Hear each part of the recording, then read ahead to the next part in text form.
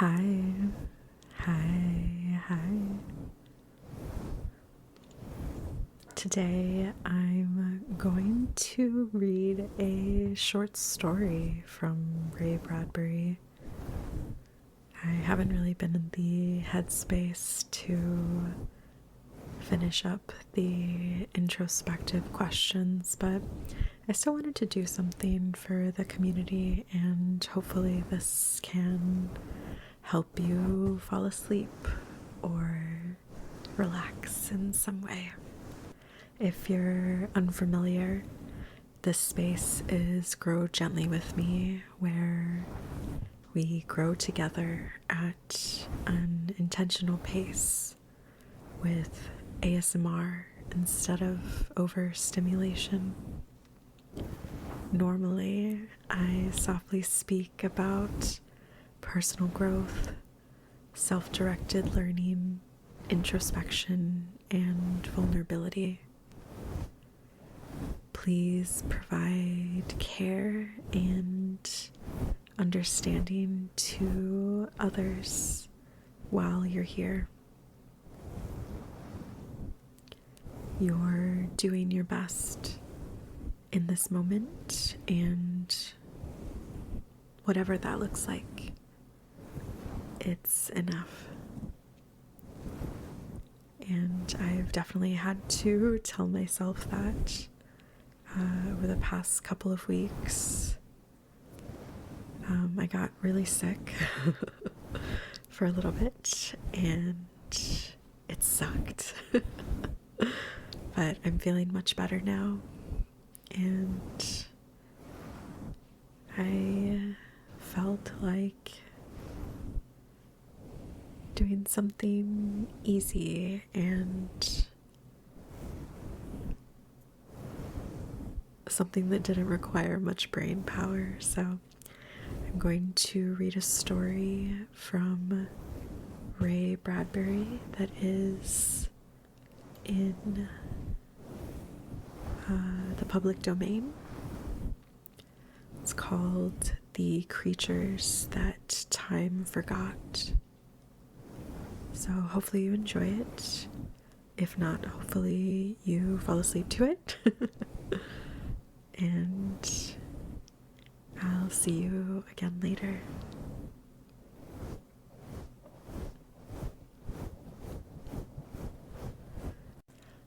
Just as a heads up, this story was published in 1946, so the depictions of people are a little bit outdated.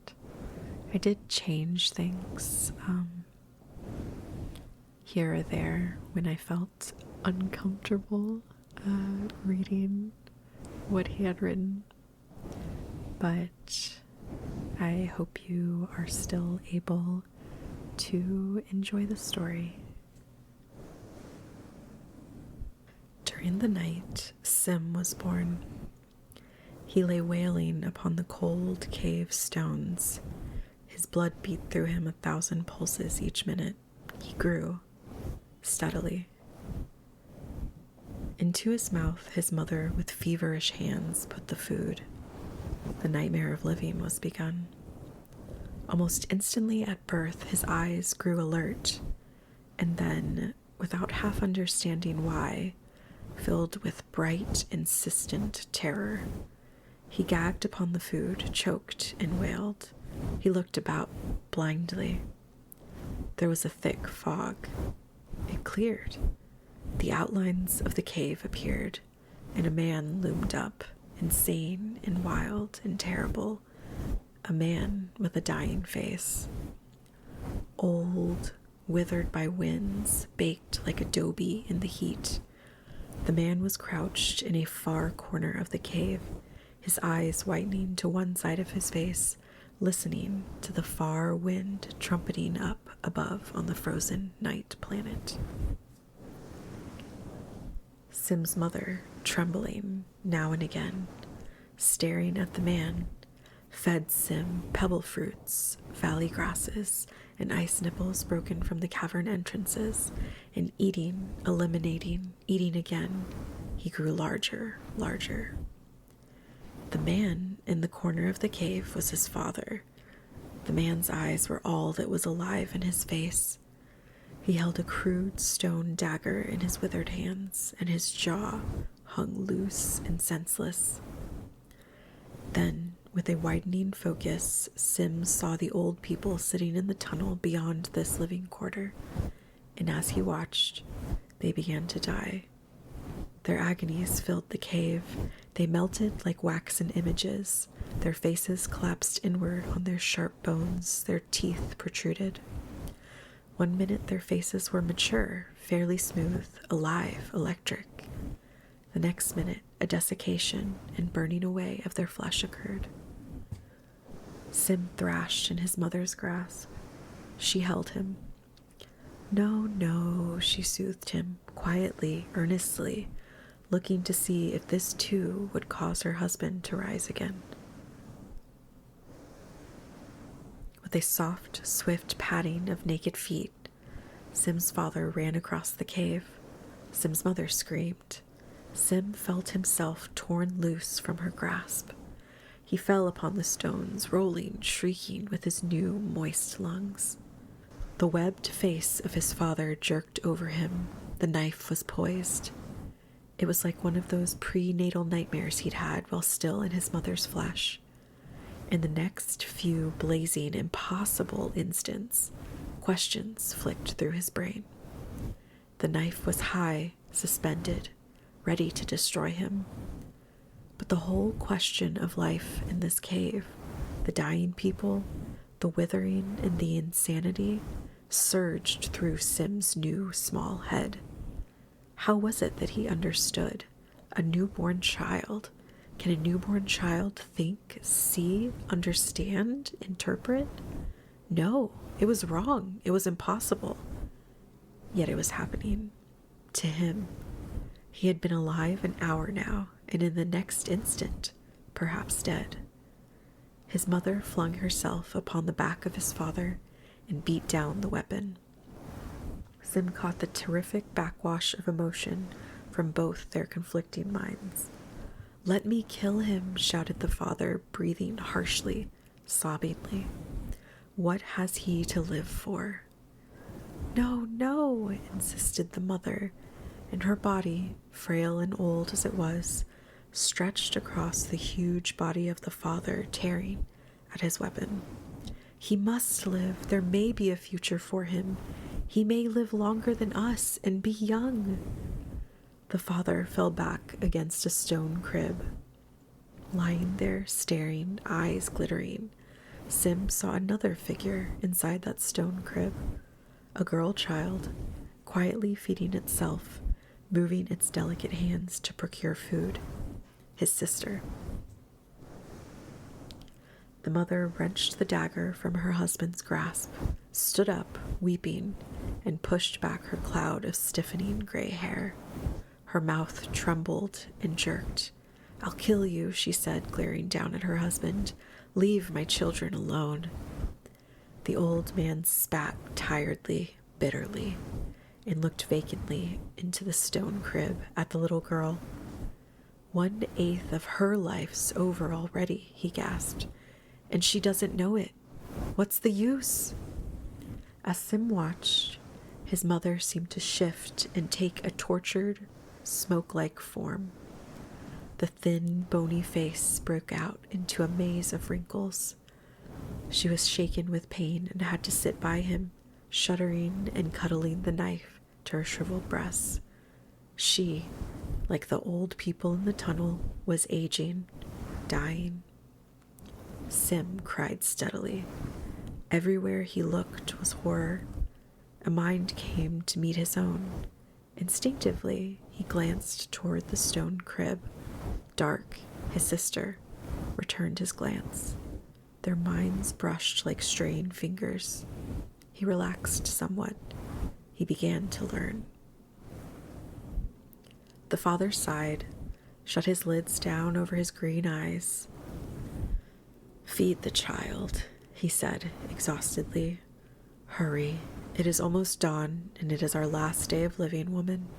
Feed him, make him grow. Sim quieted, and images, out of the terror, floated to him. This was a planet next to the sun. The nights burned with cold. The days were like torches of fire. It was a violent, impossible world. The people lived in the cliffs to escape the incredible ice in the day of flame. Only at dawn and sunset was the air breath-sweet, flower-strong, and then the cave peoples brought their children out into a stony, barren valley. At dawn, the ice thawed into creeks and rivers. At sunset, the day fires died and cooled.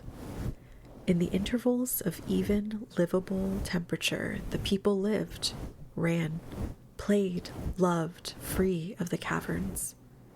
All life on the planet jumped, burst into life.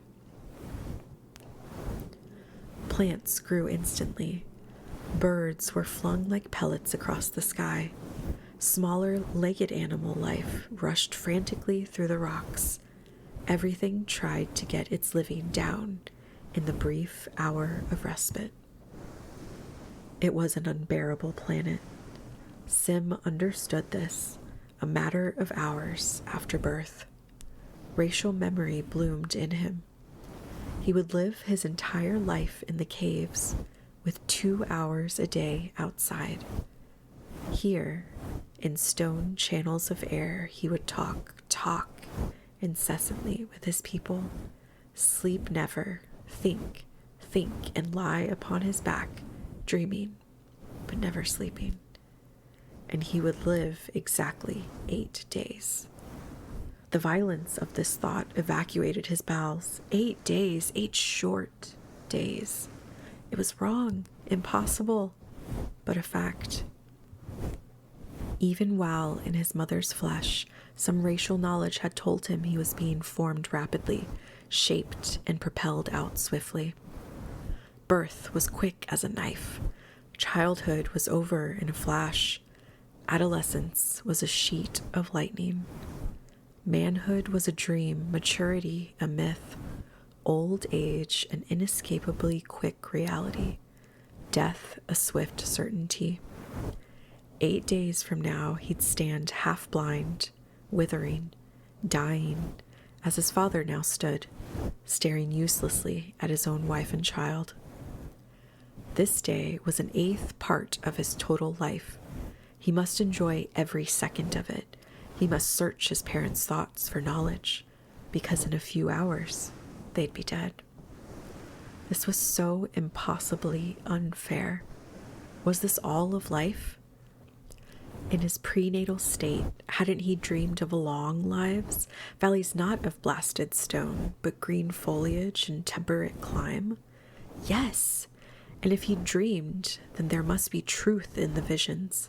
How could he seek and find the long life? Where? And how could he accomplish a life mission that huge and depressing in 8 short, vanishing days? How had his people gotten into such a condition? As if at a button pressed, he saw an image. Metal seeds blown across space from a distant green world, fighting with long flames, crashing on this bleak planet. From their shattered hulls tumble men and women. When? Long ago. 10,000 days. The crash victims hid in the cliffs from the sun. Fire, ice, and floods washed away the wreckage of the huge metal seeds. The victims were shaped and beaten like iron upon a forge. Solar radiations drenched them. Their pulses quickened 200, 500, 1,000 beats a minute. Their skins thickened, their blood changed. Old age came rushing. Children were born in the caves. Swifter, the process. Like all this world's wild life, the men and women from the crash lived and died in a week, leaving children to do likewise. So this is life, thought Sim. It was not spoken in his mind, for he knew no words.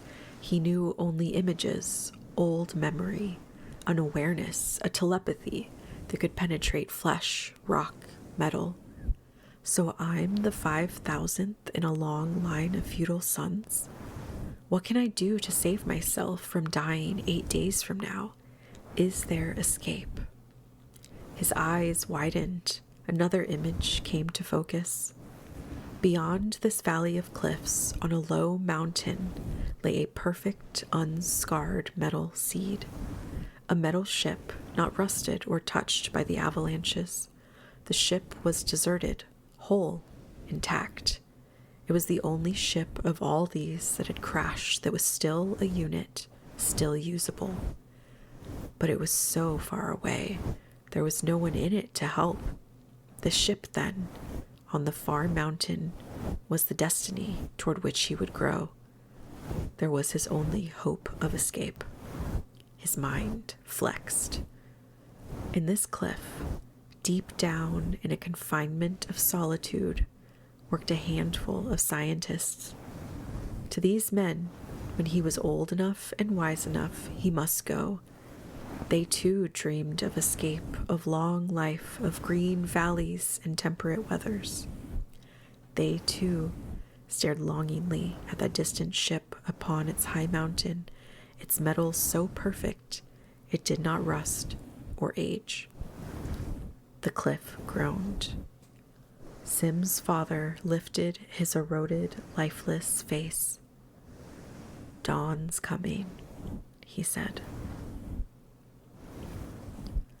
Morning relaxed the mighty granite cliff muscles. It was the time of the avalanche. The tunnels echoed to running bare feet. Adults, children pushed with eager, hungry eyes toward the outside dawn. From far out, Sim heard a rumble of rock, a scream, a silence. Avalanches fell into valley. Stones that had been biding their time, not quite ready to fall, for 1,000,000 years let go their bulks, and where they had begun their journey as single boulders, they smashed upon the valley floor in 1,000 shrapnels and friction-heated nuggets. Every morning, at least one person was caught in the downpour. The cliff people dared the avalanches. It added one more excitement to their lives, already too short, too headlong, too dangerous. Sim felt himself seized up by his father. He was carried brusquely down the tunnel for 1,000 yards to where the daylight appeared. There was a shining, insane light in his father's eyes. Sim could not move. He sensed what was going to happen. Behind his father, his mother hurried, bringing with her the little sister, Dark. "Wait, be careful," she cried to her husband. Sim felt his father crouch, listening. High in the cliff was a tremor, a shivering. "Now!" bellowed his father and leapt out. An avalanche fell down at them. Sim had accelerated impressions of plunging walls, dust, confusion. His mother screamed. There was a jolting, a plunging. With one last step, Sim's father hurried him forward into the day. The avalanche thundered behind him. The mouth of the cave, where Mother and Dark stood back out of the way, was choked with rubble and 2 boulders that weighed 100 pounds each. The storm thunder of the avalanche passed away to a trickle of sand. Sim's father burst out into laughter. "Made it, by the gods, made it alive." And he looked scornfully at the cliff and spat. "Pah!" Mother and Sister Dark struggled through the rubble. She cursed her husband. "Fool, you might have killed Sim." "I may yet," retorted the father. Sim was not listening. He was fascinated with the remains of an avalanche in front of the next tunnel. A blood stain trickled out from under a rise of boulders, soaking into the ground. There was nothing else to be seen. Someone else had lost the game. Dark ran ahead on lithe, supple feet, naked and certain. The valley air was like a wine filtered between mountains. The heaven was a restive blue. not the pale, scorched atmosphere of full day, nor the bloated, bruised black-purple of night, a riot with sickly, shining stars. This was a tide pool, a place where waves of varying and violent temperatures struck, receded. Now the tide pool was quiet, cool, and its life moved abroad. Laughter. Far away, Sim heard it. Why laughter? How could any of his people find time for laughing? Perhaps later he would discover why. The valley suddenly blushed with impulsive color. Plant life, thawing in the precipitant dawn, shoved out from most unexpected sources. It flowered as you watched. Pale green tendrils appeared on scoured rocks. Seconds later, ripe globes of fruit twitched upon the blade tips. Father gave Sim over to Mother and harvested the momentary volatile crop, thrust scarlet, blue, yellow fruits into a fur sack which hung at his waist. Mother tugged at the moist new grasses, laid them on Sim's tongue. His senses were being honed to a fine edge. He stored knowledge thirstily. He understood love, marriage, customs, anger, pity, rage, selfishness, shadings and subtleties, realities and reflections. One thing suggested another. The sight of green plant life whirled his mind like a gyroscope, seeking balance in a world where lack of time for explanations made a mind seek and interpret on its own. The soft burden of food gave him knowledge of his system, of energy, of movement. Like a bird newly cracking its way from a shell, he was almost a unit, complete, all-knowing. Heredity had done all this for him. He grew excited with his ability. They walked, mother, father, and the two children, smelling the smells, watching the birds bounce from wall to wall of the valley like scurrying pebbles, and suddenly the father said a strange thing. Remember? Remember what? Sim lay cradled. Was it any effort for them to remember when they'd lived only 7 days? The husband and wife looked at each other. Was it only 3 days ago? Said the woman, her body shaking, her eyes closing to think. I can't believe it. It is so unfair. She sobbed, then drew her hand across her face and bit her parched lips. The wind played at her gray hair. Now is my turn to cry. An hour ago it was you. An hour is half a life. Come, she took her husband's arm. Let us look at everything, because it will be our last looking. The sun will be up in a few minutes, said the old man. We must turn back now. Just one more moment, pleaded the woman. The sun will catch us. Let it catch me then. You don't mean that. I mean nothing, nothing at all, cried the woman. The sun was coming fast. The green in the valley burned away. Searing wind blasted from over the cliffs. Far away where sunbolts hammered battlements of cliff, the huge stone faces shook their contents. Those avalanches not already powdered down were now released and fell like mantles. Dark! Shouted the father. The girl sprang over the warm floor of the valley, answering, her hair a black flag behind her, hands full of green fruits. She joined them. The sun rimmed the horizon with flame. The air convulsed dangerously with it, and whistled. The cave people bolted, shouting, picking up their fallen children, bearing vast loads of fruit and grass with them back to their deep hideouts. In moments, the valley was bare, except for one small child someone had forgotten. He was running far out on the flatness, but he was not strong enough, and the engulfing heat was drifting down from the cliffs even as he was half across the valley. Flowers were burnt into effigies, grasses sucked back into rocks like singed snakes. Flower seeds whirled and fell in the sudden furnace blast of wind, sown far into gullies and crannies, ready to blossom at sunset tonight, and then go to seed and die again. Sim's father watched that child running alone out on the floor of the valley. He and his wife and Dark and Sim were safe in the mouth of their tunnel. "He'll never make it," said father. "Do not watch him, woman. It's not a good thing to watch."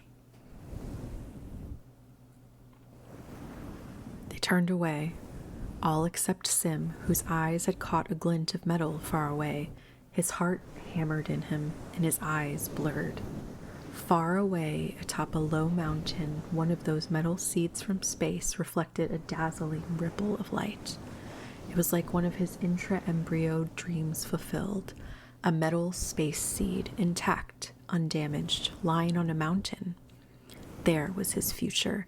There was his hope for survival. There was where he would go in a few days when he was, strange thought, a grown man. The sun plunged into the valley like molten lava. The little running child screamed, the sun burned, and the screaming stopped.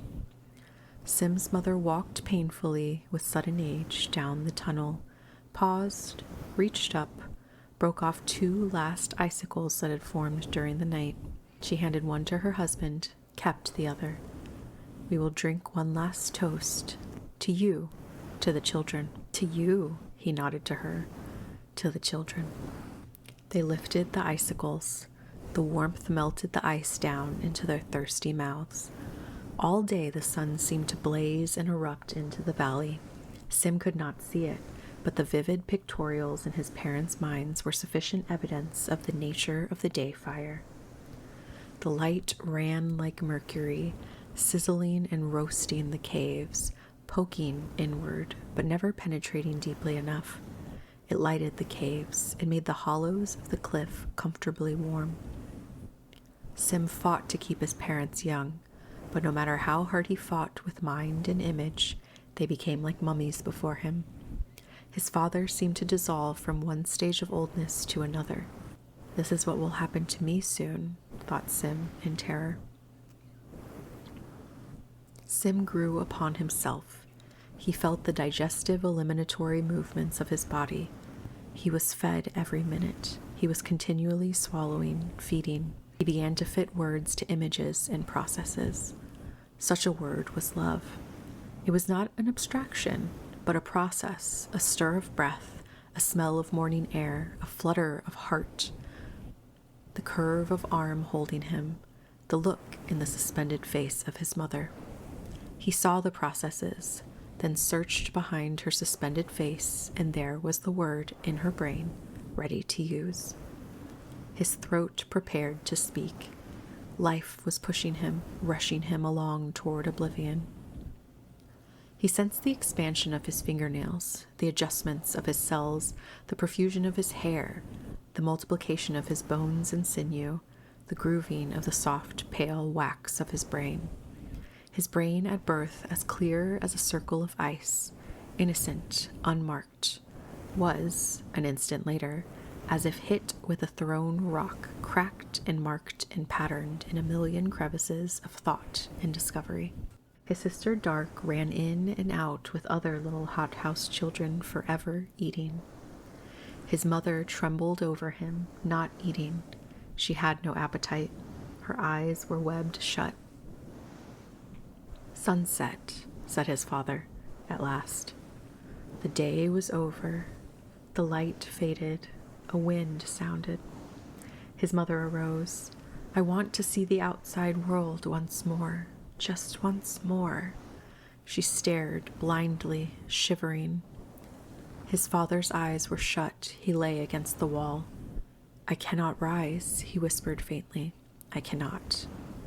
"Dark," the mother croaked. The girl came running. "Here." And Sim was handed to the girl. "Hold to Sim, Dark. Feed him. Care for him." She gave Sim one last fondling touch. Dark said not a word, holding Sim, her great green eyes shining wetly. "Go now," said the mother. Take him out into the sunset time. Enjoy yourselves. Pick foods. Eat. Play. Dark walked away without looking back. Sim twisted in her grip, looking over her shoulder with unbelieving, tragic eyes. He cried out and somehow summoned from his lips the first word of his existence. Why? He saw his mother stiffen. The child spoke. "I," said his father. "Did you hear what he said?" "I heard," said the mother quietly. The last thing Sim saw of his living parents was his mother weakly, swayingly, slowly, moving across the floor to lie beside her silent husband. That was the last time he ever saw them move. The night came and passed, and then started the second day. The bodies of all those who had died during the night were carried in a funeral procession to the top of a small hill. The procession was long, the bodies numerous. Dark walked in the procession, holding the newly walking Sim by one hand. Only an hour before dawn, Sim had learned to walk. At the top of the hill, Sim saw once again the far-off metal seed. Nobody ever looked at it or spoke of it. Why? Was there some reason? Was it a mirage? Why did they not run toward it, worship it, try to get into it, and fly away into space? The funeral words were spoken. The bodies were placed upon the ground where the sun in a few minutes would cremate them. The procession then turned and ran down the hill, eager to have their few minutes of free time running and playing and laughing in the sweet air. Dark and Sim, chattering like birds, feeding among the rocks, exchanged what they knew of life. He was in his second day, she was in her third. They were driven, as always, by the mercurial speed of their lives. Another piece of his life opened wide. 50 young men ran down the cliffs holding sharp stones and rock daggers in their thick hands. Shouting, they ran off toward distant black low lines of small rock cliffs. War. The thought stood in Sim's brain. It shocked and beat at him. These men were running to fight, to kill, over there in those small black cliffs where other people lived. But why? Wasn't life short enough without fighting, killing? From a great distance, he heard the sound of conflict, and it made his stomach cold. Why, Dark? Why? Dark didn't know. Perhaps they would understand tomorrow. Now, there was this business of eating to sustain and support their lives. Watching Dark was like seeing a lizard forever flickering its pink tongue, forever hungry. Pale children ran on all sides of them. One beetle-like boy scuttled up the rocks, knocking Sim aside to take from him a particularly luscious red berry he had found growing under an outcrop. The child ate hastily of the fruit before Sim could gain his feet. Then Sim hurled himself unsteadily. The two of them fell in a ridiculous jumble, rolling until Dark pried them squalling apart. Sim bled. A part of him stood off like a god, and he said, "This should not be. Children should not be this way. It is wrong." Dark slapped the little intruding boy away. "Get on," she cried. "What's your name, bad one?" "Cheon," laughed the boy. "Cheon, Cheon, Cheon." Sim glared at him with all the ferocity in his small, unskilled features. He choked. This was his enemy. It was as if he'd waited for an enemy of person as well as scene. He had already understood the avalanches, the heat, the cold, the shortness of life. But these were things of place, of scene, mute, extravagant manifestations of unthinking nature, not motivated save by gravity and radiation. Here, now, in the stridulent Cheon, he recognized a thinking enemy. Cheon darted off, turned at a distance, tauntingly crying, "Tomorrow I will be big enough to kill you," and he vanished around a rock. More children ran, giggling by Sim. Which of them would be friends, enemies? How could friends and enemies come about in this impossible, quick lifetime? There was no time to make either, was there? Dark, as if knowing his thoughts, drew him away. As they searched for desired foods, she whispered fiercely in his ear, "Enemies are made over things like stolen foods. Gifts of long grasses make friends. Enemies come, too, from opinions and thoughts. In 5 seconds, you've made an enemy for life. Life's so short, enemies must be made quickly." And she laughed with an irony strange for one so young, who was growing older before her rightful time. "You must fight to protect yourself. Others, superstitious ones, will try killing you. There is a belief, a ridiculous belief, that if one kills another, the murderer partakes of the life energy of the slain and therefore will live an extra day. You see, as long as that is believed, you're in danger." But Sim was not listening. Bursting from a flock of delicate girls who tomorrow would be tall, quieter, and who day after that would gain breasts and the next day take husbands, Sim caught sight of one small girl whose hair was a violet blue flame.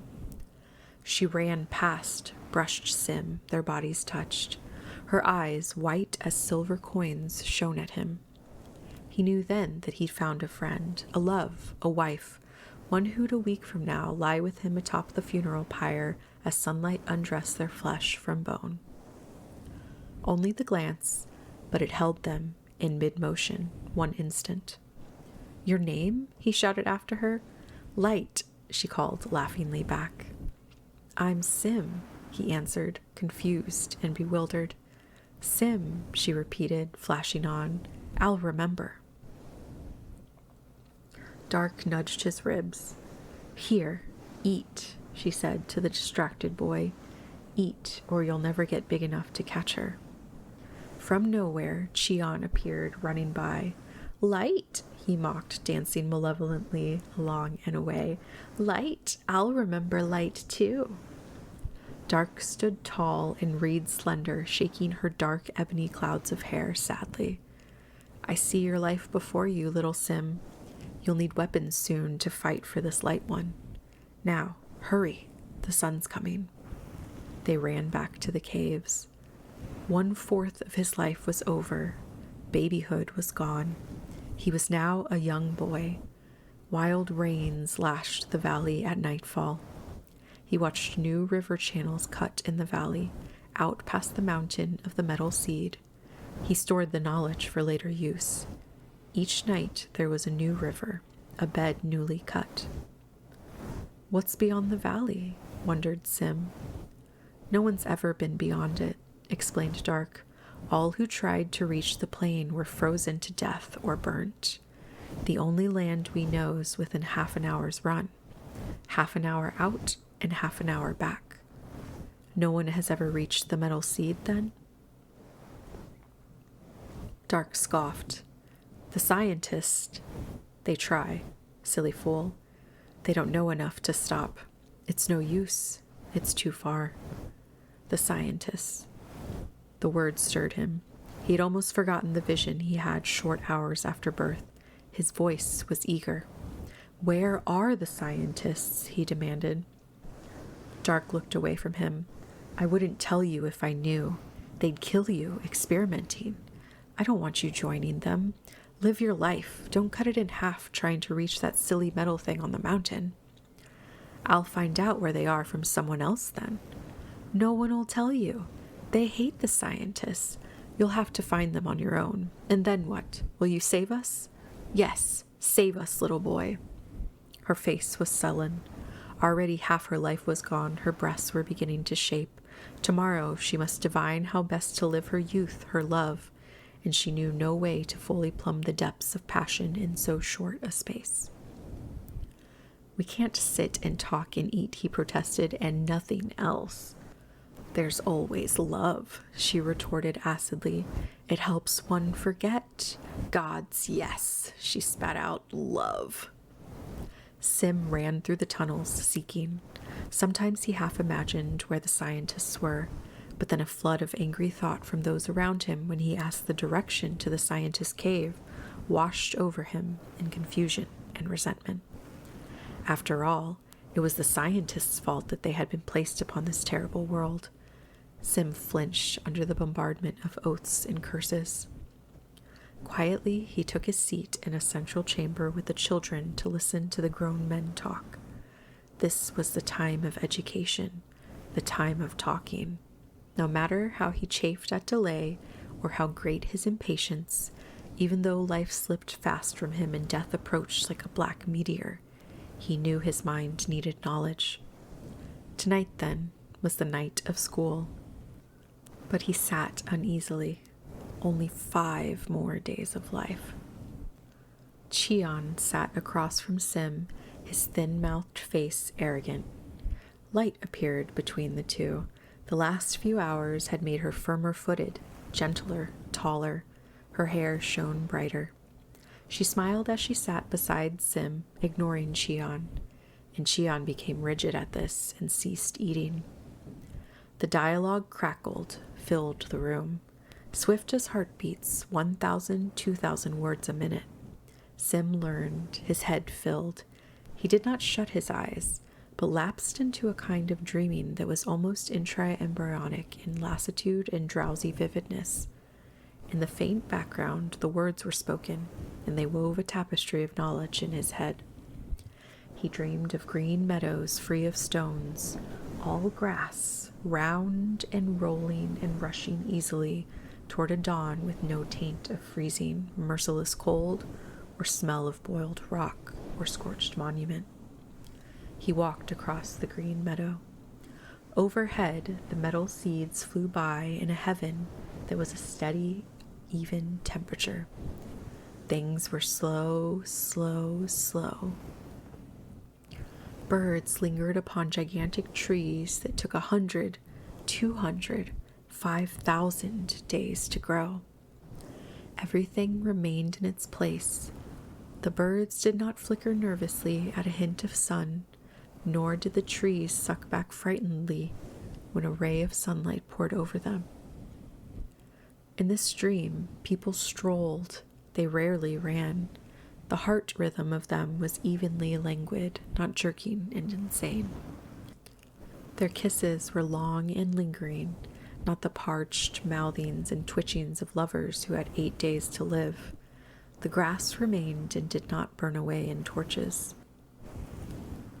The dream people talked always of tomorrow and living, and not tomorrow and dying. It all seemed so familiar that when Sim felt someone take his hand, he thought it simply another part of the dream. Light's hand lay inside his own. "Dreaming?" she asked. "Yes." Things are balanced, our minds, to even things, to balance the unfairness of our living, go back in on ourselves, to find what there is that is good to see. He beat his hand against the stone floor again and again. It does not make things fair. I hate it. It reminds me that there is something better, something I have missed. Why can't we be ignorant? Why can't we live and die without knowing that this is an abnormal living? And his breath rushed harshly from his half-open, constricted mouth. "There is a purpose in everything," said Light. "This gives us purpose, makes us work, plan, try to find a way." His eyes were hot emeralds in his face. "I walked up a hill of grass, very slowly," he said. "The same hill of grass I walked an hour ago?" asked Light. "Perhaps. Close enough to it. The dream is better than the reality." He flexed his eyes, narrowed them. "I watched people, and they did not eat. Or talk? Or talk either. And we always are eating, always talking. Sometimes those people in the dream sprawled with their eyes shut, not moving a muscle." As Light stared down into his face, a terrible thing happened. He imagined her face blackening, wrinkling, twisting into knots of agedness. The hair blew out like snow about her ears. The eyes were like discolored coins caught in a web of lashes. Her teeth sank away from her lips. The delicate fingers hung like charred twigs from her atrophied wrists.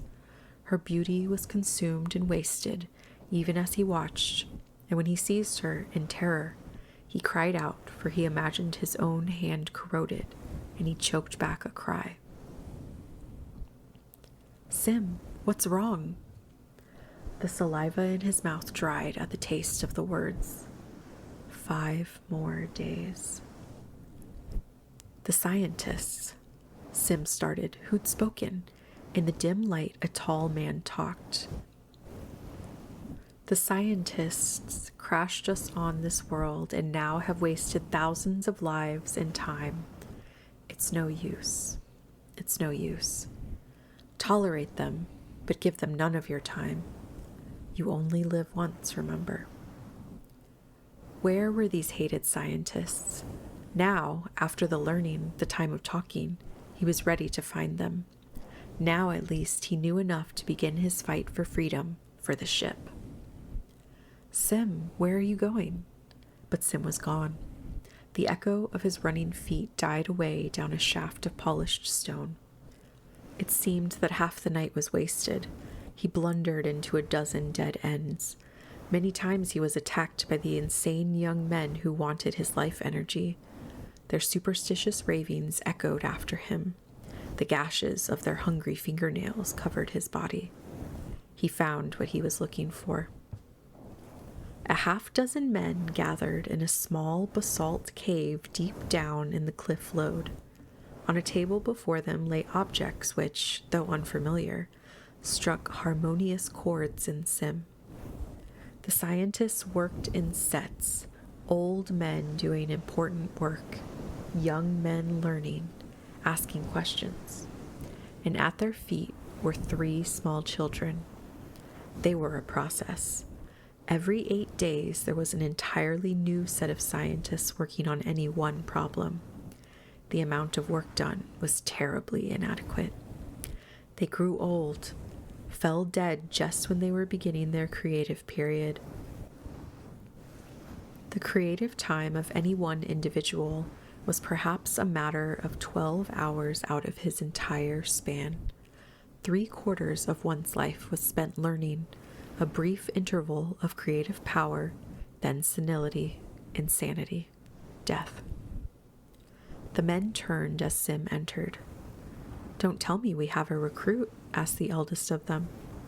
"I don't believe it," said another, younger one. "Chase him away. He's probably one of those warmongers." No, objected the elder one, moving with little shuffles of his bare feet toward Sim. Come in, boy." He had friendly eyes, slow eyes, unlike those of the swift inhabitants of the upper caves, gray and quiet. "What do you want?" Sim hesitated, lowered his head, unable to meet the quiet, gentle gaze. "I want to live," he whispered. The old man laughed quietly. He touched Sim's shoulder. "Are you a new breed? Are you sick?" he queried of Sim, half seriously. "Why aren't you playing? Why aren't you readying yourself for the time of love and marriage and children? Don't you know that tomorrow night you'll be an adolescent? Don't you realize that if you are not careful, you'll miss all of life?" He stopped. Sim moved his eyes back and forth with each query. He blinked at the instruments on the tabletop. "Shouldn't I be here?" he asked, naively. "Certainly," roared the old man sternly, "but it's a miracle you are. We've had no volunteers from the rank and file for 1,000 days. We've had to breed our own scientists, a closed unit. Count us, 6. 6 men and 3 children. Are we not overwhelming?" The old man spat upon the stone floor.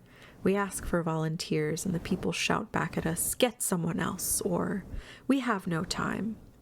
And you know why they say that?" "No," Sim flinched. "Because they're selfish. They'd like to live longer, yes, but they know that anything they do cannot possibly ensure their own lives any extra time. It might guarantee longer life to some future offspring of theirs, but they won't give up their love, their brief youth, give up one interval of sunset or sunrise. Sim leaned against the table earnestly. I understand. You do? The old man stared at him blindly. He sighed and slapped the child's thigh gently. Yes, of course you do. It's too much to expect anyone to understand anymore. You're rare. The others moved in around Sim and the old man. I am dying. Tomorrow night, Court here will be in my place. I'll be dead by then. And the night after that, someone else will be in Court's place, and then you, if you work and believe. But first, I give you a chance. Return to your playmates if you want. There's someone you love? Return to her. Life is short. Why should you care for the unborn to come? You have a right to youth. Go now, if you want. Because if you stay, you'll have no time for anything but working and growing old and dying at your work. But it is good work. Well? Sim looked at the tunnel. From a distance, the wind roared and blew, the smells of cooking and the patter of naked feet sounded, and the laughter of lovers was an increasingly good thing to hear. He shook his head impatiently, and his eyes were wet. I will stay, he said. The third night and the third day passed. It was the fourth night. Sim was drawn into their living. He learned about that metal seed upon the top of the far mountain. He heard of the original seeds, things called ships that crashed, and how the survivors hid and dug in the cliffs, grew old swiftly, and in their scrabbling to barely survive, forgot all science. Knowledge of mechanical things had no chance of survival in such a volcanic civilization. There was only now for each human. Yesterday didn't matter. Tomorrow stared them vividly in their very faces. But somehow the radiations that had forced their aging had also induced a kind of telepathic communication whereby philosophies and impressions were absorbed by the newborn. Racial memory, growing instinctively, preserved memories of another time. Why don't we go to that ship on the mountain? Asked Sim. It is too far. We would need protection from the sun, explained Diane. Have you tried to make protection? Salves and ointments, suits of stone and bird wing, and recently, crude metals, none of which worked. In 10,000 more lifetimes, perhaps we'll have made a metal in which will flow cool water to protect us on the march to the ship. But we work so slowly, so blindly. This morning, mature, I took up my instruments. Tomorrow, dying, I lay them down. What can one man do in a day? If we had 10,000 men, the problem would be solved. I will go to the ship, said Sim. Then you will die, said the old man. A silence had fallen on the room at Sim's words. Then the men stared at Sim. You are a very selfish boy. Selfish, cried Sim resentfully. The old man patted the air. Selfish in a way I like. You want to live longer, you'll do anything for that. You will try for the ship. But I tell you, it is useless. Yet if you want to, I cannot stop you. At least you will not be like those among us who go to war for an extra few days of life. War? Asked Sim. How can there be war here? And a shudder ran through him. He did not understand. Tomorrow will be time enough for that, said Diane. Listen to me now. The night passed. It was morning. Light came shouting and sobbing down a corridor and ran full into his arms. She had changed again. She was older again, more beautiful. She was shaking and she held to him. Sim, they're coming after you. Bare feet marched down the corridor, surged inward at the opening. Cheon stood grinning there, taller too, a sharp rock in either of his hands. Oh, there you are, Sim. Go away, cried Light, savagely whirling on him. Not until we take Sim with us, Chion assured her, then smiling at Sim. If, that is, he is with us in the fight. Diank shuffled forward, his eye weakly fluttering, his bird-like hands fumbling in the air. Leave, he shrilled angrily. This boy is a scientist now. He works with us. Chion ceased smiling. There is better work to be done. We go now to fight the people in the farthest cliffs. His eyes glittered anxiously. Of course you will come with us, Sim? No, no, Light clutched at his arm. Sim patted her shoulder, then turned to Chion. Why are you attacking these people? There are 3 extra days for those who go with us to fight. 3 extra days of living? Chion nodded firmly. If we win, we live 11 days instead of 8. The cliffs they live in, something about the mineral in it. Think of it, Sim. 3 long, good days of life. Will you join us? Diank interrupted. Get along without him. Sim is my pupil. Chion snorted. Go die, old man. By sunset tonight you'll be charred bone. Who are you to order us? We are young. We want to live longer. 11 days. The words were unbelievable to Sim. 11 days. Now he understood why there was war. Who wouldn't fight to have his life lengthened by almost half its total? So many more days of youth and love and seeing and living. Yes, why not indeed? 3 extra days, called Diank stridently, if you live to enjoy them. If you're not killed in battle. If. You have never won yet. You have always lost. But this time, Chion declared sharply, we'll win. Sim was bewildered. But we are all of the same ancestors. Why don't we all share the best cliffs? Chion laughed and adjusted a sharp stone in his hand. Those who live in the best cliffs think they are better than us. That is always man's attitude when he has power. The cliffs there, besides, are smaller. There's room for only 300 people in them. 3 extra days. I'll go with you, Sim said to Chion. Fine. Chion was very glad, much too glad at the decision. Diank gasped. Sim turned to Diank and Light. If I fight and win, I will be half a mile closer to the ship, and I'll have 3 extra days in which to strive to reach the ship. That seems the only thing for me to do. Diank nodded sadly. It is the only thing. I believe you. Go along now. Goodbye, said Sim. The old man looked surprised, then he laughed as at a little joke on himself. That's right. I won't see you again, will I? Goodbye, then. And they shook hands.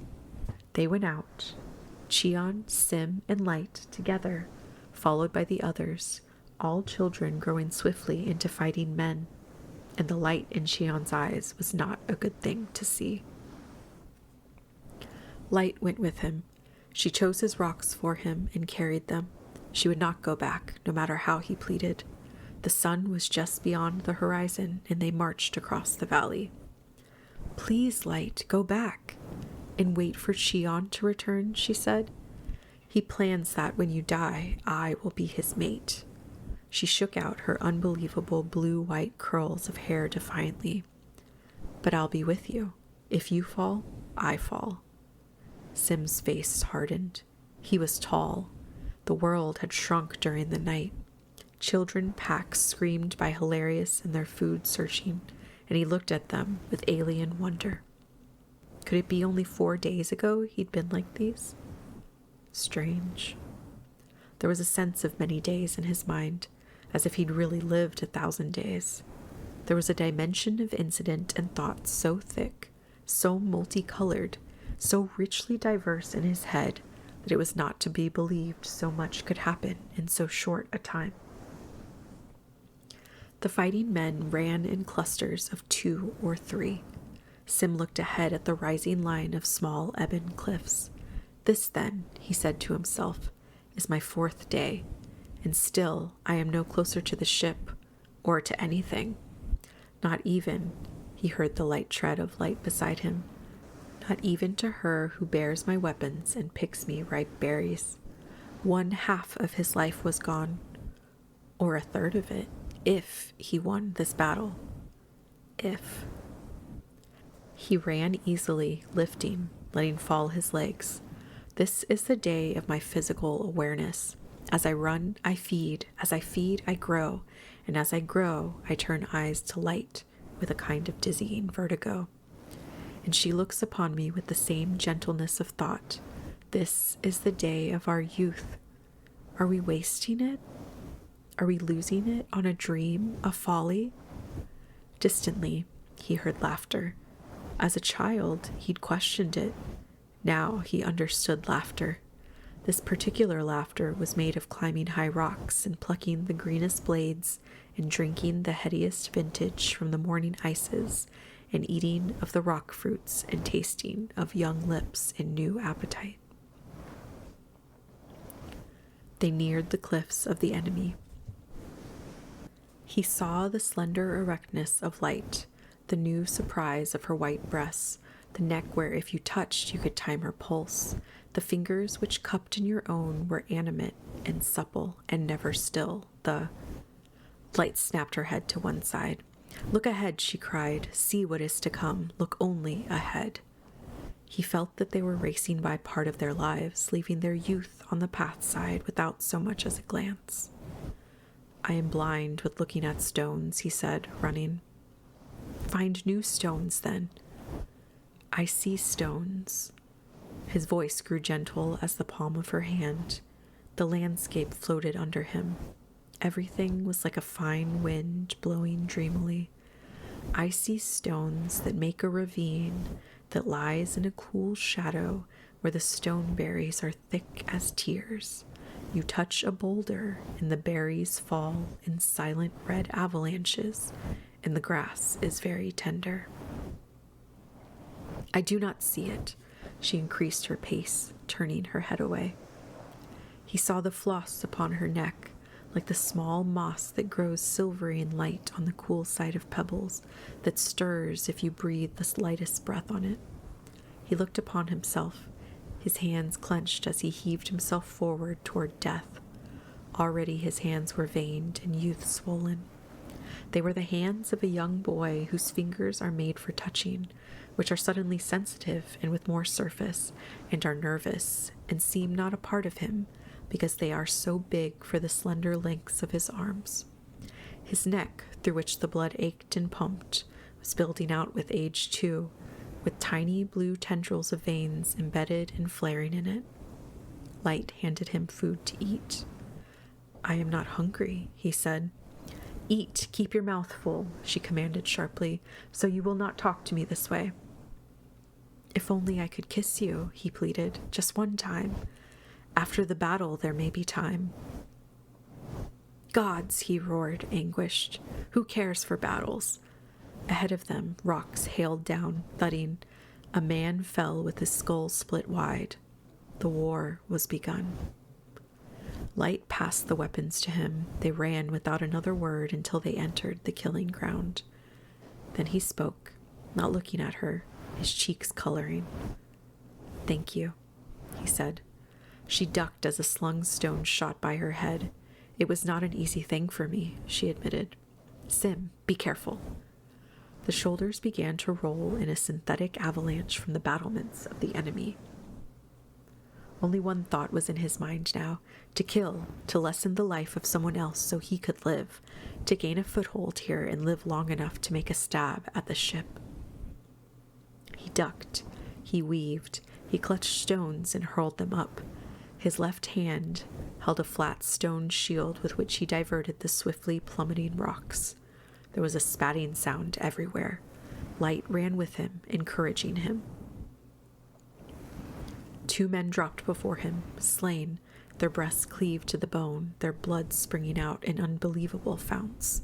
It was a useless conflict. Sim realized instantly how insane the venture was. They could never storm the cliff.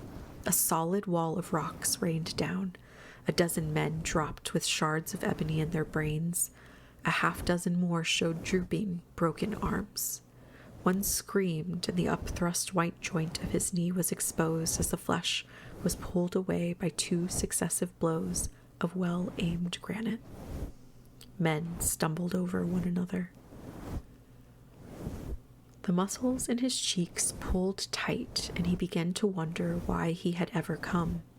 But his raised eyes, as he danced from side to side, weaving and bobbing, sought always the cliffs. He wanted to live there so intensely, to have his chance. He would have to stick it out.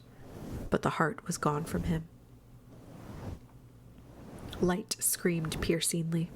Sim, his heart panicking, twisted and saw that her hand was loose at the wrist, with an ugly wound bleeding profusely on the back of the knuckles. She clamped it under her armpit to soothe the pain. The anger rose in him and exploded.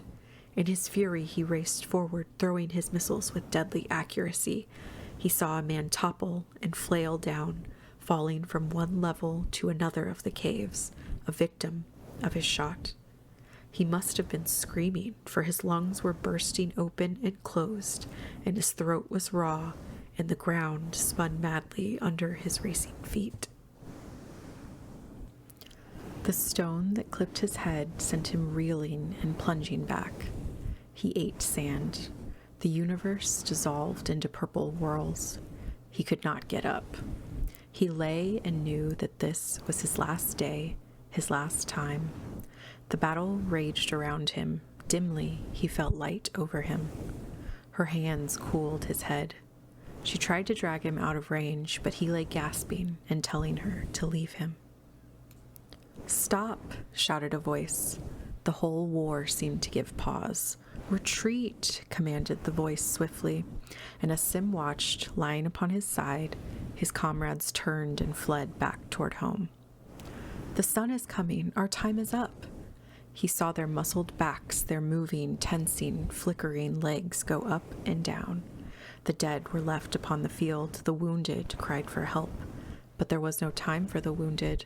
There was only time for swift men to run the gauntlet home, and their lungs, aching and raw with heated air, burst into their tunnels before the sun burnt and killed them. The sun! Sim saw another figure racing toward him. It was Cheon. Light was helping Sim to his feet, whispering helpfully to him. "Can you walk?" she asked, and he groaned and said, "I think so." "Walk then," she said. "Walk slowly, and then faster and faster. We'll make it. Walk slowly, start carefully. We'll make it. I know we will." Sim got to his feet, stood swaying.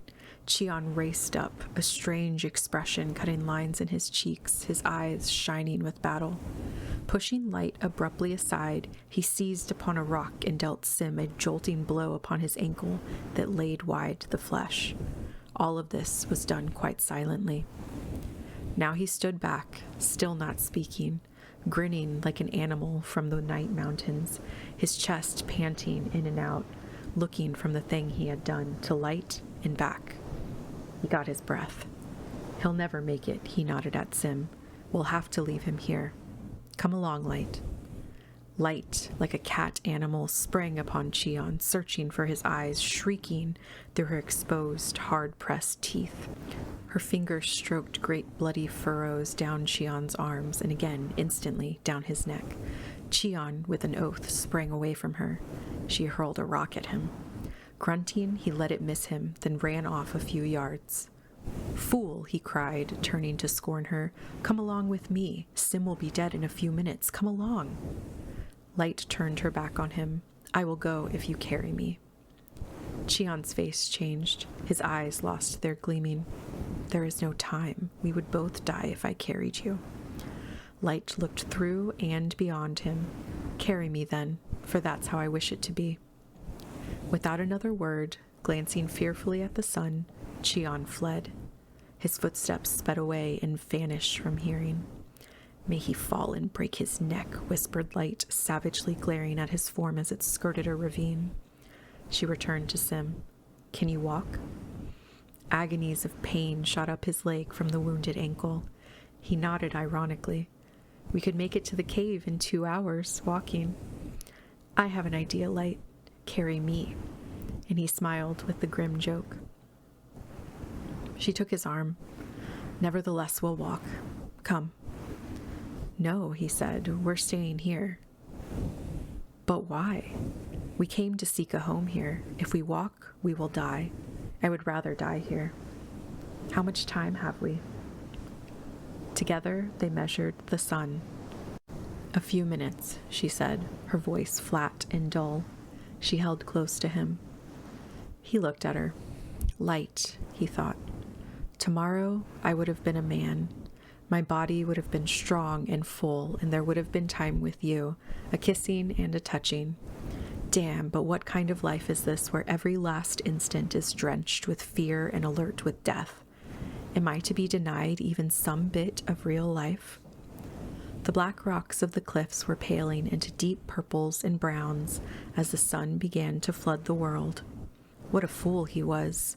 He should have stayed and worked with Diank, and thought and dreamed, and at least one time cupped Light's mouth with his own. With the sinews of his neck standing out defiantly, he bellowed upward at the cliff holes. Send me down one man to do battle. Silence. His voice echoed from the cliff. The air was warm. It's no use, said Light. They'll pay no attention. He shouted again, Hear me.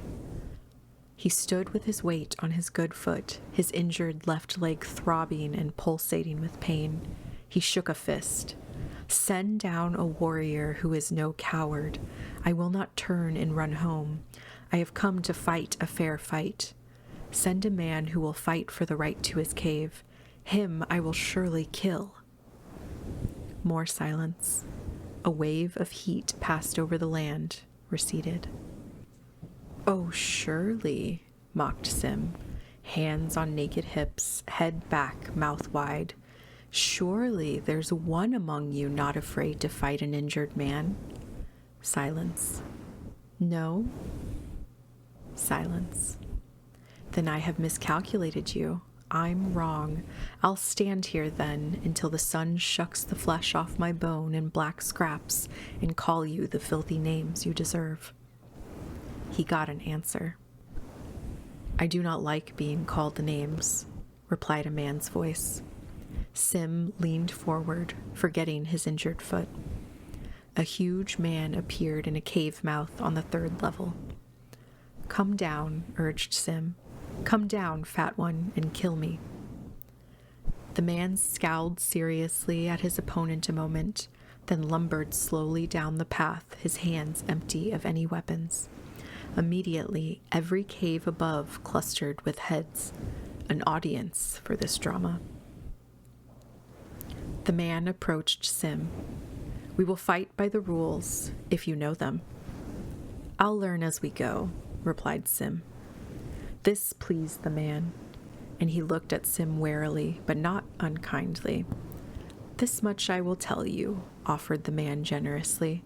If you die, I will give your mate shelter, and she will live as she pleases, because she is the wife of a good man. Sim nodded swiftly. I am ready, he said. The rules are simple. We do not touch each other, save with stones. The stones and the sun will do either of us in. Now is the time. A tip of the sun showed on the horizon. My name is Noj, said Sim's enemy, casually fingering up a handful of pebbles and stones, weighing them. Sim did likewise. He was hungry. He had not eaten for many minutes. Hunger was the curse of this planet's peoples, a perpetual demanding of empty stomachs for more food. His blood flushed weakly, shot tingling through veins in jolting throbs of heat and pressure. His rib case shoved out, went in, shoved out again, impatiently. Now, roared the 300 watchers from the cliffs. Now, they clamored, the men and women and children balanced in turmoil on the ledges. Now, begin! As if at a cue, the sun leaped high.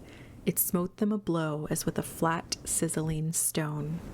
The 2 men staggered under the molten impact, Sweat broke from their naked thighs and loins, under their arms, and on their faces was a glaze like fine glass. Nose shifted his huge weight and looked at the sun as if in no hurry to fight. Then silently, with no warning, he knirked out a pebble with a startling trigger flick of thumb and forefinger. It caught Sim flat on the cheek, staggered him back, so that a rocket of unbearable pain climbed up his injured foot and burst into nervous explosion at the pit of his stomach. He tasted blood from his bleeding cheek. Nose moved serenely.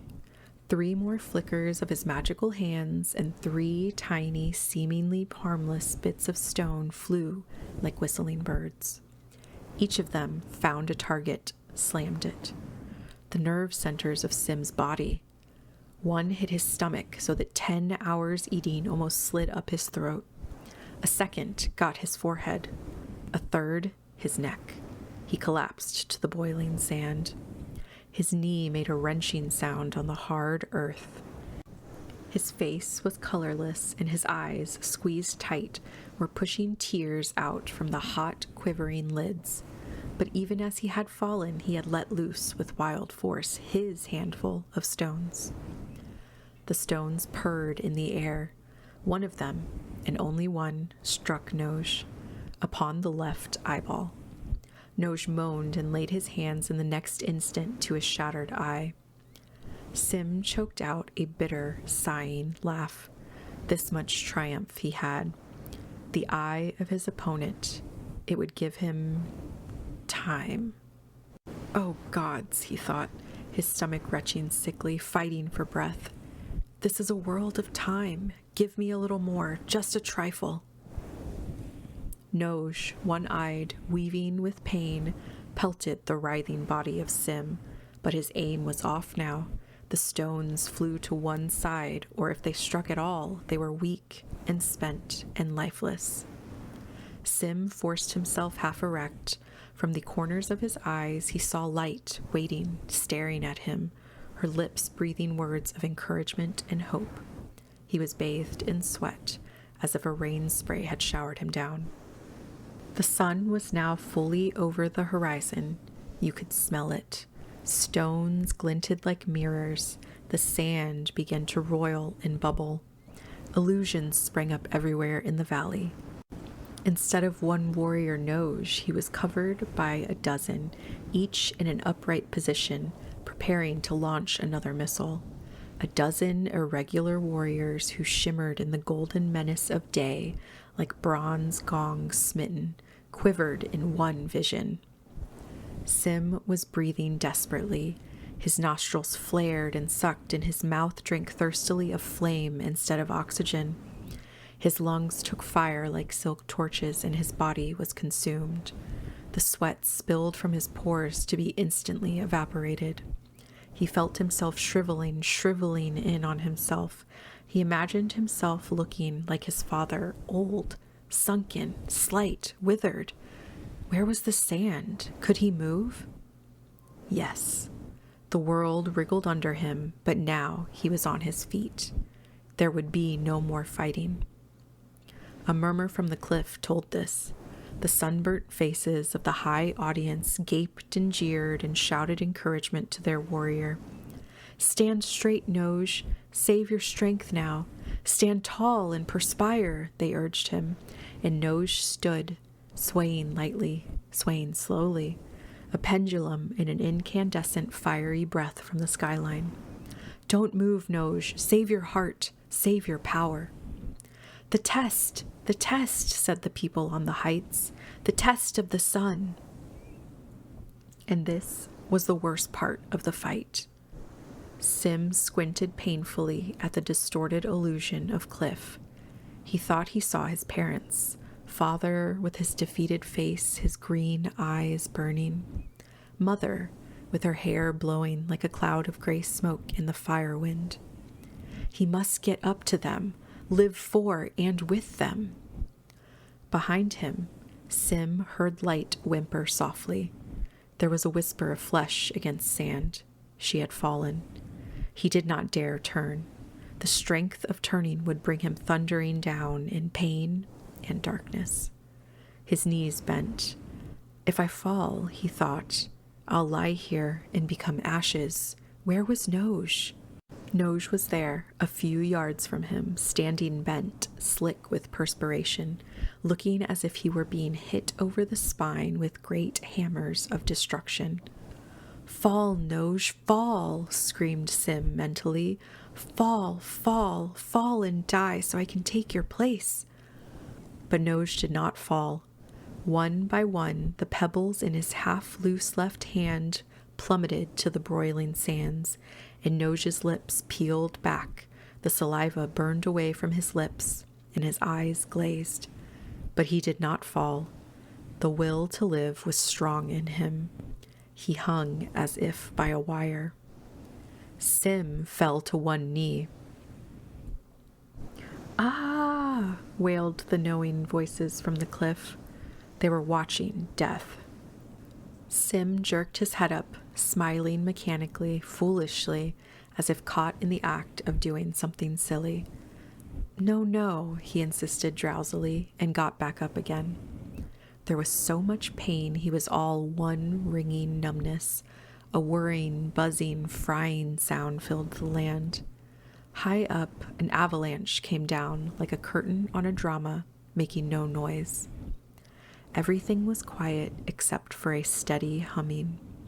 He saw 50 images of Noj now, dressed in armors of sweat, eyes puffed with torture, cheeks sunken, lips peeled back like the rind of a drying fruit. But the wire still held him. Now, muttered Sim, sluggishly, with a thick, baked tongue between his blazing teeth. Now I'll fall and lie and dream. He said it with slow, thoughtful pleasure. He planned it. He knew how it must be done. He would do it accurately. He lifted his head to see if the audience was watching. They were gone. The sun had driven them back in. All save one or two brave ones. Sim laughed drunkenly and watched the sweat gather on his dead hands, hesitate, drop off, plunge toward sand, and turn to steam halfway there. Noj fell. The wire was cut. Noj fell flat upon his stomach, a gout of blood kicked from his mouth. His eyes rolled back into a white, senseless insanity. Noj fell. So did his 50 duplicate illusions. All across the valley the winds sang and moaned, and Sim saw a blue lake with a blue river feeding it, and low white houses near the river, with people going and coming in the houses and among the tall green trees. Trees taller than 7 men beside the river mirage. Now, explained Sim to himself at last, now I can fall right into that lake. He fell forward. He was shocked when he felt the hands eagerly stop him in mid-plunge, lift him, hurry him off high in the hungry air, like a torch held and waved ablaze. How strange is death, he thought, and blackness took him. He wakened to the flow of cool water on his cheeks. He opened his eyes fearfully. Light held his head upon her lap. Her fingers were moving food to his mouth. He was tremendously hungry and tired, but fear squeezed both of these things away. He struggled upward, seeing the strange cave contours overhead. What time is it? He demanded. The same day as the contest. Be quiet, she said. The same day? She nodded amusedly. You've lost nothing of your life. This is Noj's cave. We are inside the black cliff. We will live 3 extra days. Satisfied? Lie down. Noj is dead? He fell back, panting, his heart slamming his ribs. He relaxed slowly. I won. Gods, I won, he breathed. Noj is dead. So were we almost. They carried us in from outside only in time. He ate ravenously. "We have no time to waste. We must get strong. My leg." He looked at it, tested it. There was a swath of long yellow grasses around it, and the ache had died away. Even as he watched, the terrific pulsings of his body went to work and cured away the impurities under the bandages. It has to be strong by sunset, he thought. It has to be. He got up and limped around the cave like a captured animal. He felt Light's eyes upon him. He could not meet her gaze. Finally, helplessly, he turned. She interrupted him. "You want to go on to the ship?" she asked softly. "Tonight, when the sun goes down?" He took a breath, exhaled it. "Yes." "You couldn't possibly wait until morning?" "No." "Then I'll go with you." "No." "If I lag behind, let me. There's nothing here for me." They stared at each other a long while. He shrugged wearily. "All right," he said at last. "I couldn't stop you. I know that. We'll go together." They waited in the mouth of their new cave. The sun set. The stones cooled so that one could walk on them. It was almost time for the leaping out and the running toward the distant, glittering metal seed that lay on the far mountain. Soon would come the rains, and Sim thought back over all the times he had watched the rains thicken into creeks, into rivers that cut new beds each night. One night there would be a river running north, the next a river running northeast, the third night a river running due west. The valley was continuously cut and scarred by the torrents. Earthquakes and avalanches filled the old beds. New ones were the order of the day. It was this idea of the river and the directions of the river that he had turned over in his head for many hours. It might possibly... well, he would wait and see. He noticed how living in this new cliff had slowed his pulse, slowed everything.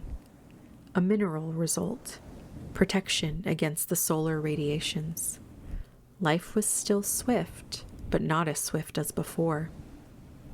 "Now, Sim," cried Light, testing the valley air. They ran, between the hot death and the cold one. Together, away from the cliffs, out toward the distant, beckoning ship.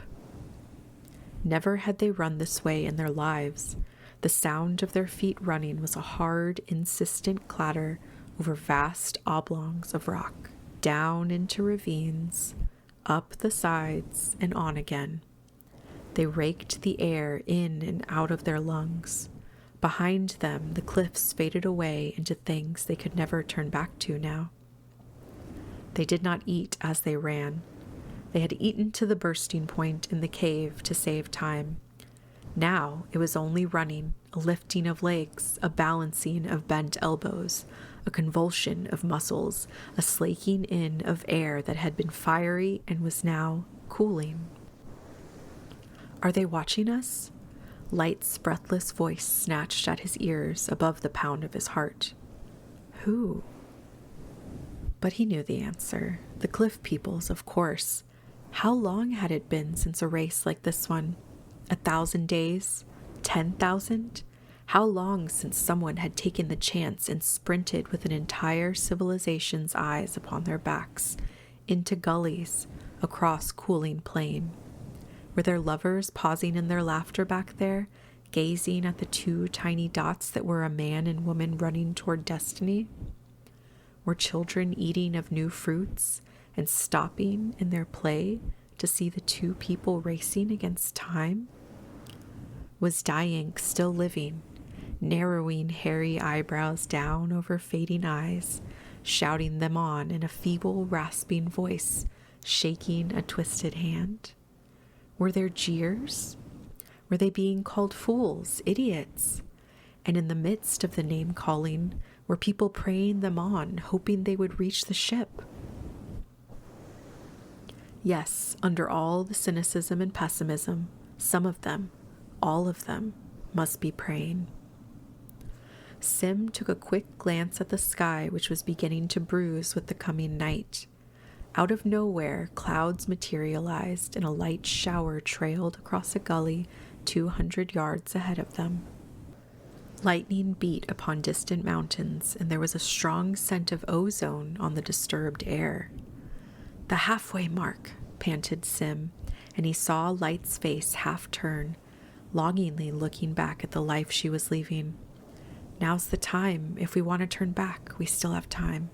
"Another minute." Thunder snarled in the mountains. An avalanche started out small and ended up huge and monstrous in a deep fissure. Light rain dotted Light's smooth white skin. In a minute, her hair was glistening and soggy with rain. "Too late now," she shouted over the padding rhythm of her own naked feet. "We've got to go ahead." And it was too late. Sim knew, judging the distances, that there was no turning back now. His leg began to pain him a little. He favored it, slowing. A wind came up swiftly, a cold wind that bit into the skin. But it came from the cliffs behind them, helped rather than hindered them. An omen, he wondered? No. For as the minutes went by, it grew upon him how poorly he had estimated the distance. Their time was dwindling out, but they were still an impossible distance from the ship. He said nothing, but the impotent anger at the slow muscles in his legs welled up into bitterly hot tears in his eyes. He knew that Light was thinking the same as himself, but she flew along like a white bird, seeming hardly to touch ground. He heard her breath go out and in her throat, like a clean, sharp knife in its sheath. Half the sky was dark. The first stars were peering through lengths of black cloud. Lightning jiggled a path along a rim just ahead of them. A full thunderstorm of violent rain and exploding electricity fell upon them. They slipped and skidded on moss-smooth pebbles. Light fell, scrambled up again with a burning oath. Her body was scarred and dirty. The rain washed over her. The rain came down and cried on Sim. It filled his eyes and ran in rivers down his spine, and he wanted to cry with it. Light fell and did not rise, sucking her breath, her breasts quivering. He picked her up and held her. "Run, Light. Please, run." "Leave me, Sim. Go ahead." The rain filled her mouth. There was water everywhere. "It's no use. Go on without me." He stood there, cold and powerless, his thoughts sagging, the flame of hope blinking out. All the world was blackness, cold, falling sheaths of water, and despair. "We'll walk then," he said, "and keep walking and resting." They walked for 50 yards, easily, slowly, like children out for a stroll. The gully ahead of them filled with water that went sliding away with a swift, wet sound toward the horizon. Sim cried out. Tugging at Light, he raced forward. "A new channel," he said, pointing. "Each day the rain cuts a new channel. Here, Light." He leaned over the floodwaters. He dived in, taking her with him. The flood swept them like bits of wood. They fought to stay upright. The water got into their mouths, their noses. The land swept by on both sides of them. Clutching Light's fingers with insane strength, Sim felt himself hurled end over end, saw flicks of lightning on high, and a new, fierce hope was born in him. They could no longer run? Well, then they would let the water do the running for them. With a speed that dashed them against rocks, split open their shoulders, abraded their legs, the new, brief river carried them. "This way," Sim shouted over a salvo of thunder and steered frantically toward the opposite side of the gully. The mountain where the ship lay was just ahead. They must not pass it by. They fought in the transporting liquid and were slammed against the far side. Sim leaped up, caught at an overhanging rock, locked Light in his legs, and drew himself hand over hand upward. As quickly as it had come, the storm was gone. The lightning faded. The rain ceased. The clouds melted and fell away over the sky. The wind whispered into silence. The ship! Light lay upon the ground. The ship, Sim. This is the mountain of the ship. Now the cold came, the killing cold. They forced themselves drunkenly up the mountain. The cold slid along their limbs, got into their arteries like a chemical, and slowed them. Ahead of them, with a fresh-washed sheen, lay the ship. It was a dream. Sim could not believe that they were actually so near it. 200 yards. 170 yards. Gods, but it was cold. The ground became covered with ice. They slipped and fell again and again. Behind them, the river was frozen into a blue-white snake of cold solidity. A few last drops of rain from somewhere came down as hard pellets. Sim fell against the bulk of the ship. He was actually touching it. He heard light whimpering in her constricted throat. This was the metal, the ship. How many others had touched it in the long days?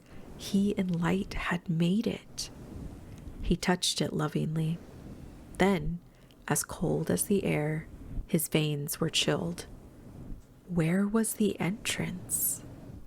You run, you swim, you almost drown, you curse, you sweat, you work, you reach a mountain, you go up it, you hammer on metal, you shout with relief, you reach the ship, and then you can't find the entrance.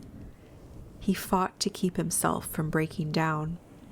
Slowly, he told himself, but not too slowly, go around the ship. The metal slid under his searching hands, so cold that his hands, sweating, almost froze to it. Now, far around to the side. Light moved with him. The cold held them like a fist. It began to squeeze. The entrance. Metal, cold, immutable metal. A thin line of opening at the ceiling point. Throwing all caution aside, he beat at it. He felt his stomach seething with cold. His fingers were numb. His eyes were half frozen in their sockets. He began to beat and search and scream against the metal door. Open up! Open up! He staggered. The airlock sighed. With the whispering of metal on rubber beddings, the door swung softly sidewise and vanished back. He saw Light run forward, clutch at her throat, and drop inside a small, shiny chamber. He shuffled after her, blankly. The airlock door sealed shut behind him. He could not breathe. His heart began to slow, to stop. They were trapped inside the ship now, and something was happening. He sank down to his knees and choked for air. The ship he had come to for salvation was now slowing his pulse, darkening his brain, poisoning him. With a starved, faint kind of expiring terror, he realized that he was dying. Blackness. He had a dim sense of time passing, of thinking, struggling to make his heart go quick, to make his eyes focus, but the fluid in his body lagged quietly through his settling veins, and he heard his temple pulses thud, pause, thud, pause, and thud again with lulling intermissions. He could not move, not a hand or leg or finger. It was an effort to lift the tonnage of his eyelashes. He could not shift his face even to see Light lying beside him. From a distance came her irregular breathing. It was like the sound a wounded bird makes with his dry, unraveled pinions. She was so close he could almost feel the heat of her, yet she seemed a long way removed. I'm getting cold, he thought. Is this death? This slowing of blood, of my heart, this cooling of my body, this drowsy thinking of thoughts? Staring at the ship's ceiling, he traced its intricate system of tubes and machines. The knowledge, the purpose of the ship, its actions, seeped into him. He began to understand in a kind of revealing lassitude just what these things were his eyes rested upon. Slow, slow. There was an instrument with a gleaming white dial. Its purpose? He drudged away at the problem like a man underwater. People had used the dial, touched it. People had repaired it, installed it. People had dreamed of it before the building, before the installing, before the repairing and touching and using. The dial contained memory of use and manufacture. Its very shape was a dream memory telling Sim why and for what it had been built. Given time, looking at anything, he could draw from it the knowledge he desired. Some dim part of him reached out, dissected the contents of things, analyzed them. This dial measured time, millions of days of time. But how could that be? Sim's eyes dilated, hot and glittering. Where were humans who needed such an instrument? Blood thrummed and beat behind his eyes. He closed them. Panic came to him. The day was passing. I am lying here, he thought, and my life slips away. I cannot move. My youth is passing. How long before I can move? Through a kind of porthole, he saw the night pass, the day come, the day pass, and again another night. Stars danced frostily. I will lie here for 4 or 5 days, wrinkling and withering, he thought. The ship will not let me move. How much better if I had stayed in my home cliff, lived, enjoyed this short life. What good has it done to come here? I'm missing all the twilights and dawns. I'll never touch light, though she's here at my side. Delirium. His mind floated up. His thoughts whirled through the metal ship. He smelled the razor-sharp smell of joined metal. He heard the hull contract with night, relax with day. Dawn. Already another dawn. Today, I would have been mature. His jaw clenched. I must get up. I must move. I must enjoy my time of maturity. But he didn't move. He felt his blood pump sleepily from chamber to red chamber in his heart, on down and around through his dead body to be purified by his folding and unfolding lungs. Then the circuit once more. The ship grew warm. From somewhere, a machine clicked. Automatically, the temperature cooled. A controlled gust of air flushed the room. Night again, and then another day. He lay and saw 4 days of his life pass. He did not try to fight. It was no use. His life was over. He didn't want to turn his head now. He didn't want to see light with her face like his tortured mother's, eyelids like gray ash flakes, eyes like beaten, sanded metal, cheeks like eroded stones. He didn't want to see a throat like parched thongs of yellow grass, hands the pattern of smoke risen from a fire, breasts like desiccated rinds, and hair stubbly and unshorn as moist gray weeds. And himself, how did he look? Was his jaw sunken, the flesh of his eyes pitted, his brow lined and age-scarred? His strength began to return. He felt his heart beating so slow that it was amazing. 100 beats a minute. Impossible. He felt so cool, so thoughtful, so easy. His head fell over to one side. He stared at Light. He shouted in surprise. She was young and fair. She was looking at him, too weak to say anything.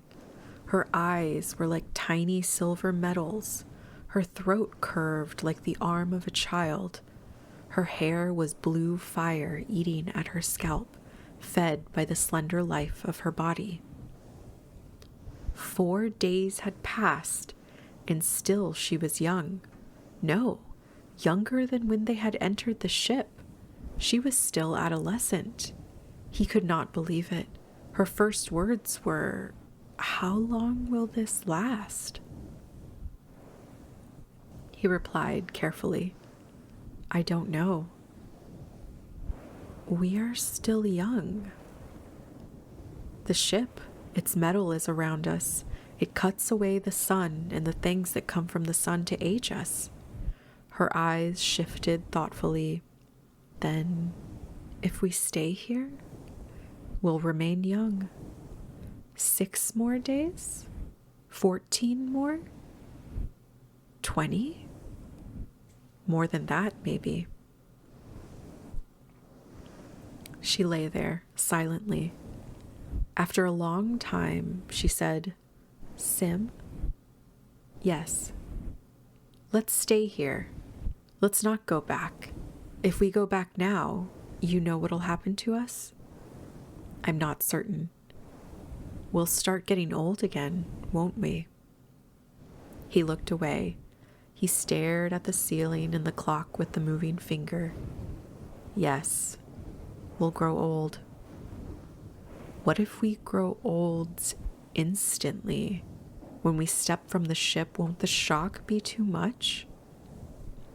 "Maybe." Another silence. He began to move his limbs, testing them. He was very hungry. "The others are waiting," he said. Her next words made him gasp. "The others are dead," she said, "or will be in a few hours. All those we knew back there are old and worn." He tried to picture them old, dark, his sister, bent and senile with time. He shook his head, wiping the picture away. "They may die," he said, "but there are others who've been born." "People we don't even know," said Light, flatly. "But nevertheless, our people," he replied. "People who'll live only 8 days or 11 days unless we help them." "But we're young, Sim. We're young. We can stay young." He didn't want to listen. It was too tempting a thing to listen to stay here, to live. "We've already had more time than the others," he said. "I need workers, men to heal this ship.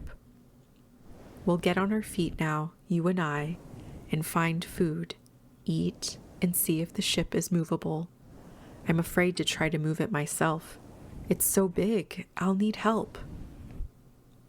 "But that means running back all that distance." "I know." He lifted himself weakly. "But I'll do it." "How will you get the men back here?" "We'll use the river. If it's there, it may be somewhere else." "We'll wait until there is one then." "I've got to go back, Light. The son of Diank is waiting for me. My sister, your brother, are old people, ready to die and waiting for some word from us."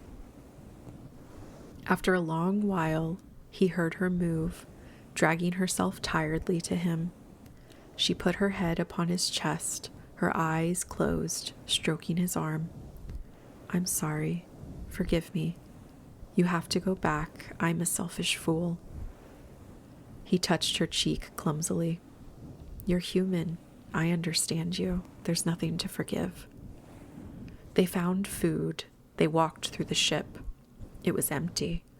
Only in the control room did they find the remains of a man who must have been the chief pilot. The others had evidently bailed out into space in emergency lifeboats. This pilot, sitting at his controls alone, had landed the ship on a mountain within sight of other fallen and smashed crafts. Its location on high ground had saved it from the floods. The pilot himself had died, probably of heart failure, soon after landing. The ship had remained here, almost within reach of the other survivors, perfect as an egg, but silent for how many thousand days? If the pilot had lived, what a different thing life might have been for the ancestors of Sim and Light.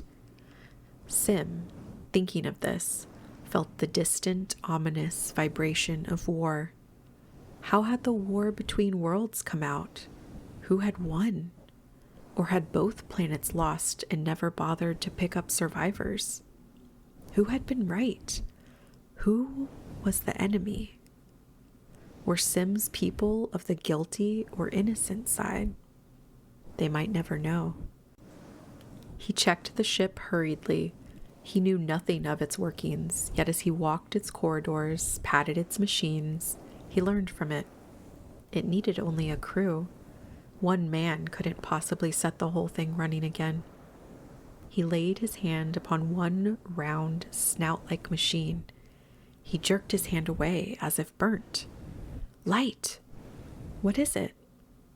He touched the machine again, caressed it. His hand trembled violently. His eyes welled with tears. His mouth opened and closed. He looked at the machine, loving it, then looked at Light. With this machine, he stammered softly, incredulously. With this machine, I can... What, Sim? He inserted his hand into a cup-like contraption with a lever inside. Out of porthole in front of him, he could see the distant line of cliffs. We were afraid there might never be another river running by this mountain, weren't we? He asked, exultantly. Yes, Sim, but there will be a river, and I will come back, tonight, and I'll bring men with me, 500 men, because with this machine I can blast a river bottom all the way to the cliffs, down which the waters will rush, giving myself and the men a swift, sure way of traveling back. He rubbed the machine's barrel-like body. When I touched it, the life and method of it shot into me. Watch! He depressed the lever. A beam of incandescent fire lanced out from the ship, screaming. Steadily, accurately, Sim began to cut away a riverbed for the storm waters to flow in. The night was turned to day by its hungry eating. The return to the cliffs was to be carried out by Sim alone. Light was to remain in the ship in case of any mishap. The trip back seemed, at first glance, to be impossible. There would be no river rushing to cut his time, to sweep him along toward his destination. He would have to run the entire distance in the dawn, and the sun would get him, catch him, before he'd reach safety. The only way to do it is to start before sunrise. But you'd be frozen, Sim. Here. He made adjustments on the machine that had just finished cutting the riverbed in the rock floor of the valley. He lifted the smooth snout of the gun, pressed the lever, left it down. A gout of fire shot toward the cliffs. He fingered the range control, focused the flame end 3 miles from its source. Done. He turned to Light. But I don't understand, she said. He opened the airlock door. It's bitter cold out, and half an hour yet till dawn. If I run parallel to the flame from the machine, close enough to it, there'll not be much heat, but enough to sustain life anyway. It doesn't sound safe, Light protested. Nothing does on this world. He moved forward. I'll have a half-hour start. That should be enough to reach the cliffs. But if the machine should fail while you're still running near its beam? Let's not think of that, he said. A moment later, he was outside. He staggered as if kicked in the stomach. His heart almost exploded in him. The environment of his world forced him into swift living again. He felt his pulse rise, kicking through his veins. The night was cold as death. The heat ray from the ship sliced across the valley, humming, solid and warm. He moved next to it, very close. One misstep in his running and...